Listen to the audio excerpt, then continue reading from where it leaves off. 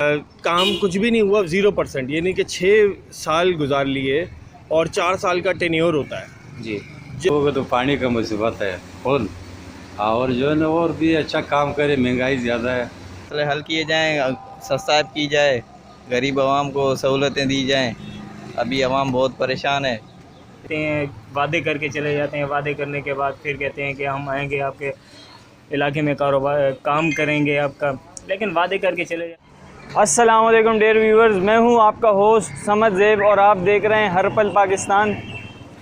Dare viewers, जैसे कि आप जानते हैं कि आजकल इलेक्शन का सीज़न चल रहा है और हम आज लोगों से सवाल जवाब करेंगे कि आप पिछले 5 साल की जो कारकर्दगी रही है काउंसलरशिप की, क्या आप उनसे मुतमईन हैं या नहीं, और आगे आने वाले 5 सालों में आप क्या एक्सपेक्ट करें कि आपकी क्या क्या जो परेशानी है वो हल होंगी। जी अस्सलाम वालेकुम। वालेकुम सलाम। जी आपका नाम? मोहम्मद तारिक। जी, पिछले साबका इलेक्शन में आप क्या राय रखते हैं कि पिछले 5 साल में जो काउंसलर था उसकी कारकर्दगी से आप कितना खुश हैं या ना खुश हैं? देखें, जितने भी हमने पहले इलेक्शन देखे हैं या मौजूदा देख रहे हैं या जिस किस्म के भी हमने इलेक्शन देखे हैं, वो यही है कि आते हैं, वादे करके चले जाते हैं, वादे करने के बाद फिर कहते हैं कि हम आएंगे आपके इलाके में कारोबार काम करेंगे आपका, लेकिन वादे करके चले जाते हैं, उसके बाद तो फिर वो आते ही नहीं हैं। जी, तो आप अगले 5 साल में क्या एक्सपेक्ट करते हैं कि क्या होना चाहिए? क्या आप करते हैं कि भाई अल्लाह खैर करे कि हमारी उम्मीदों पे वो पूरा उतरें और हमारे जो इलाके के मसाइल वगैरह हैं उनको हल करने में हम भी उनका ताउन करें, वो हमारे साथ कोऑपरेट करें। बस यही उनसे एक रिक्वेस्ट कर सकते हैं हम, बाकी तो कुछ नहीं है। और आप वोट किसको दे रहे हैं सर? वोट नॉमिनेट करके नहीं दिया जाता है, जिसको भी दिया जाता है सीक्रेट करके दिया जाता है। बाकी आप खुद अच्छे से जानते हैं इस बात को। चलिए ठीक है, बहुत बहुत शुक्रिया। अस्सलाम वालेकुम भाईजान। वालेकुम अस्सलाम। क्या हाल है? खैरियत? ठीक है, अल्हम्दुलिल्लाह। आपका नाम क्या?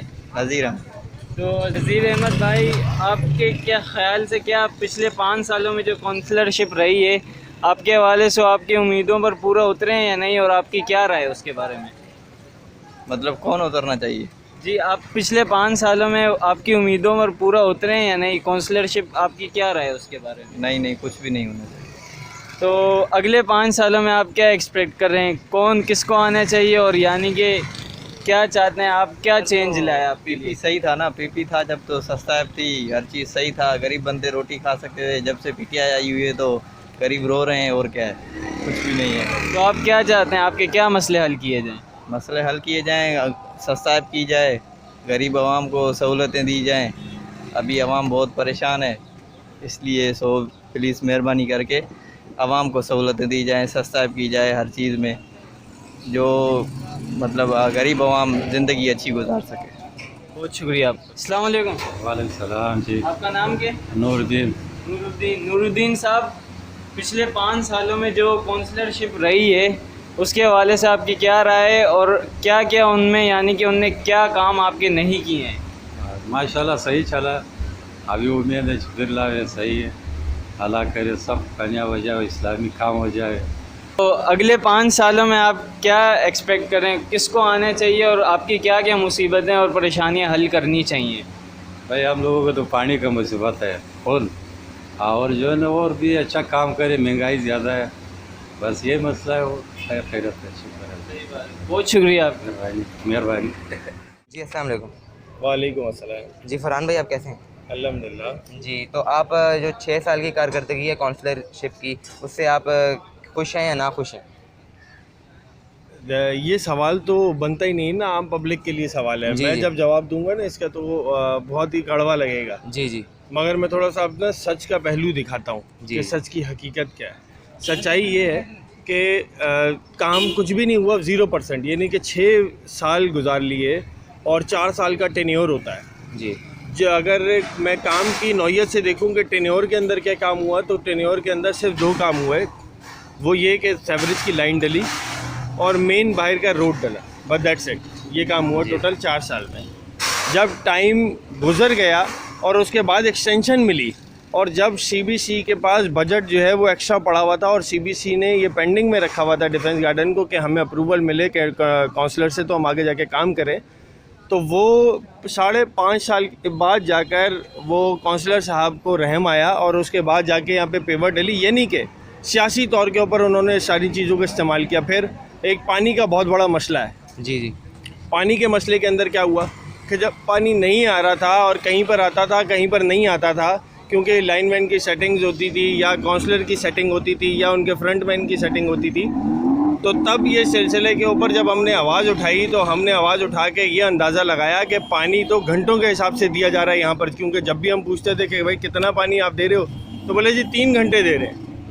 पानी तो हमेशा से लीटर के हिसाब से आया है और पानी हमेशा से गैलन के हिसाब से होता है, घंटों के हिसाब से तो होता ही नहीं है। जी। फिर हमने कहा कि भाई हमें ये बताया जाए कि गैलन के हिसाब से कितना पानी है। तो हमें ये अंदाज़ा लगाने के लिए हमने बाकायदा तौर के ऊपर मीटर ख़ुद ख़रीदे और ख़ुद सेल्फ फाइनेंसिंग की उसके ऊपर जी। और फाइनेंस करके वहाँ पर हमने लोगों के मफाद के लिए मीटर इंस्टॉल करवाए और वो भी CBC की ऑन बोर्ड लेते हुए मीटर इंस्टॉल कराए, ताकि हमें पता चले कि हमारा पानी कितना और हमें कितना मिल रहा है। उसमें ये हुआ कि तकरीबन हमें 1,30,000 गैलन हमें पता चला कि डिफेंस गार्डन का हिस्सा है और हमें सप्लाई होती थी 70,000 गैलन। यानी कि कितना शॉर्ट हुआ हमें शॉर्ट हुआ 60,000 गैलन शॉर्ट, यानी कि आधा पानी तो हमें मिलता ही नहीं था और आधा पानी मिल रहा था। मीटर से ये फ़ायदा हुआ कि मीटर से फिर CBC ने हमें इंश्योर किया कि हम 1,00,000 गैलन आपको देंगे। जी। ये सारा फ़ायदा कब हुआ? जब हमने पैसा लगाया, जब हमने मेहनत की, जब हमने उसके लिए चौकीदारी की और उसके बाद जाके 1,00,000 गैलन डिफेंस गार्डन में आना शुरू हुआ। जबकि बहुत ज़्यादा आता था सप्लाई, जबकि बहुत ज़्यादा आती थी सप्लाई, तो उस वक्त एक अलग मामला था, क्योंकि ये होता ही है कि कुछ दिन ज़्यादा सप्लाई आ जाती है और कई महीनों जो है वो कम सप्लाई रहती है, ताकि लोगों के जहनों के अंदर ये रहे कि पानी की सप्लाई जो है वो कभी भी मुतासिर नहीं हो रही, बहुत अच्छी हो रही है। क्योंकि गैप आता है, लोग भूल जाते हैं। हमारे लोग जो है ना, उनकी याददाश्त बहुत कमज़ोर है, वो भूल जाते हैं। हमने 12 साल से हम जब काम करते आ रहे हैं, हम देख रहे हैं। तो फिर यहाँ पर एक नई साजिश एक जन्म लिया और कहा गया कि जी पानी बंद हो गया और मीटर की वजह से बंद हो गया, जबकि मीटर की वजह से 30,000 गैलन आपका बढ़ गया। अच्छा, ये 30,000 गैलन अब लोगों को फ़ायदा पहुँचा रहा है। बच्चों का हादसा हो गया डिफेंस गार्डन में, किसी काउंसलर, किसी MNA, किसी MP ने ज़रा बराबर भी अफसोस का इजहार नहीं किया और ना ही आके खड़े हुए उन वालिदैन के साथ जो मुतासरीन थे। देखिए, हक़ की बात होनी चाहिए, सच की बात होनी चाहिए। यहाँ पर अगर आवाज़ उठाने वाले थे तो वो वाहिद हम थे, चाहे वो पानी का मसला हो, चाहे वो बिजली का मसला हो, चाहे वो गैस का मसला हो। आज तक कभी हमने काउंसलर साहब को बिजली का मसला हल कराते नहीं देखा। काउंसलर साहब बल्कि हमें फ़ोन किया करते थे, भाईजान बिजली कब आ रही है। तो ये तो बड़ी शर्म और अफसोस की बात है। तो इसी वजह से हमने अभी इलेक्शन में खड़े, मैंने कहा ना कि हम जब बात करेंगे वो बड़ी तकलीफ दे बात होगी और वो बड़ा कड़वा सच होगा जो चुभेगा। और मुझे उम्मीद है आप लोग नौजवान नस्ल जो है वो इस बात को आगे की तरफ बढ़ाओगे और लोगों को बताओगे कि सच के साथ हमने हमेशा लड़ाई की है और हमने हक़ के लिए आपके लिए खड़े रहे हैं। आपके सारे हकूक़ के मुहाफ़िज़ की तौर के ऊपर एक दीवार बन के सोसाइटी को महफूज करके खड़े रहे हैं और अपनी जान, अपना पैसा, हर चीज़ अपनी निछावर की है, ताकि अगर कोई भी नुकसान हो तो वो हमारी ज़ात तक और सोसाइटी को ना हो। बहुत शुक्रिया। बहुत बहुत शुक्रिया फरहान। तो नाज़रीन, ये थी आज की हमारी वीडियो। अगर आपको हमारी आज की वीडियो पसंद आई तो हमारे चैनल को लाइक, शेयर, सब्सक्राइब करना मत भूलिएगा। आज के लिए इतना ही, हमें दीजिए इजाज़त। दुआओं में याद रखिएगा। अल्लाह हाफ़िज़।